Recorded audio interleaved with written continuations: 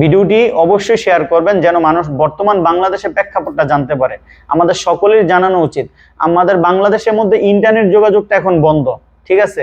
তো ইন্টারনেট যোগাযোগ যেহেতু বন্ধ, অবশ্যই সবাই ভিডিওটা শেয়ার করবেন। আপনাদের মাঝে নতুন একটা তথ্য দিতেছি, এই তথ্যটা সবাই শেয়ার করে দিবেন যেন মানুষ জানতে পারে। গতকাল অনেকে আমার কাছে বাংলাদেশ সম্পর্কে তথ্য জানতে চেয়েছেন। অনেকে মনে করতেছেন যে আমি হয়তো বাংলাদেশে আছি, আমি কিভাবে অনলাইনে থাকি এই জন্য। তা আসলে আমি বাংলাদেশে থাকি না, আমি থাকি সৌদি আরবে। তো আমি সৌদি আরবে থাকি, কিন্তু বাংলাদেশ সম্পর্কে আমার কাছে একটা তথ্য আছে। সেটা হলো যে 50 জন যে সমন্বয়ক ছিল ছাত্র ভাইয়েরা, এর মধ্যে প্রধান যে 2 সমন্বয়ক ছিল আসিফ মাহমুদ এবং নাহিদ ইসলাম। নাহিদ ইসলামকে গত পরশুদিন ভোর রাত্রে গুম করা হয়েছে। আর আসিফ মাহমুদ সম্পর্কে আমার কাছে কোনো তথ্য নাই।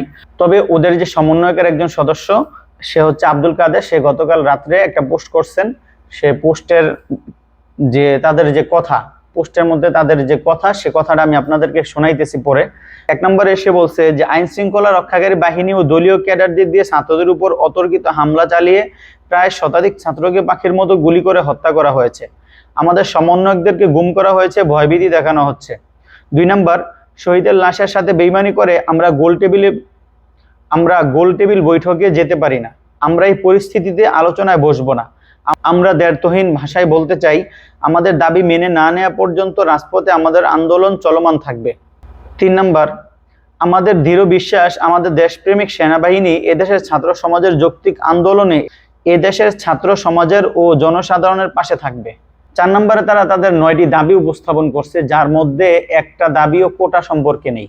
সে 9টি দাবির একটি দাবি হলো যে ছাত্র হত্যার দায় নিয়ে প্রধানমন্ত্রীকে জাতির কাছে ক্ষমা চাইতে হবে। 2 নম্বর, স্বরাষ্ট্রমন্ত্রী আসাদুজ্জামান খান কামাল এবং সড়ক পরিবহন ও সেতু মন্ত্রী ওবায়দুল কাদেরের পদত্যাগ। 3 নম্বর, যে সকল স্থানে ছাত্র নিহত এবং হতাহতের ঘটনা ঘটেছিল সে সমস্ত স্থানে ডিআইজি, পুলিশ কমিশনার এবং পুলিশ সুপারকে বরখাস্ত করতে হবে।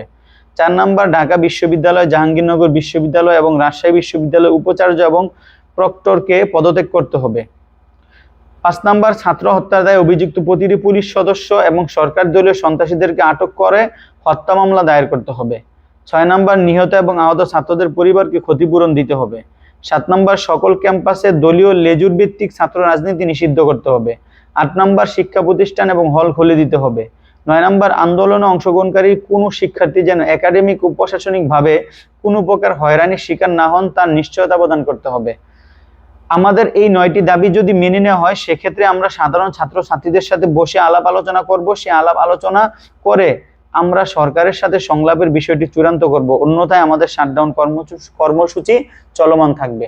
এই হলো বর্তমান বাংলাদেশের প্রেক্ষাপট নিয়ে গতকাল রাতের সমন্বয়ক আব্দুল কাদেরের একটি ভিডিও পোস্ট, যেখান থেকে আমি আপনাদেরকে এই তথ্যটি পরে শোনালাম। তো আপনারা বুঝতেই পারছেন বাংলাদেশের তাদের এখন বর্তমানে যে আন্দোলন আর যে দাবি, সে দাবির মধ্যে কোটার সংস্কার নাই। হাইকোর্টের যে কোটার নির্দেশ, সে নির্দেশ এবং তাদের যে আন্দোলন, এটার সাথে এখন আর কোনো মিল নাই। সকলের একটাই দাবি যে তারা নতুন করে একটা বাংলাদেশ দেখতে চায়। এটা শুধু সবার দাবি না, বরং পুরো গোটা জাতির দাবি যে আমরা নতুন করে একটা বাংলাদেশ দেখতে চাই।